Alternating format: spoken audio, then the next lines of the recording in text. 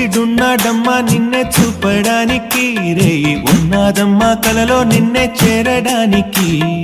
మాట మనసు సిద్ధం నీకే ఇవ్వడానికి, నా కళ్ళు పెదవి ఉన్నాయి నీతో నవ్వడానికి. ఏనాడు చూశాను రూపురేఖలు, ఆనాడే రాశాను చూపులేఖలు.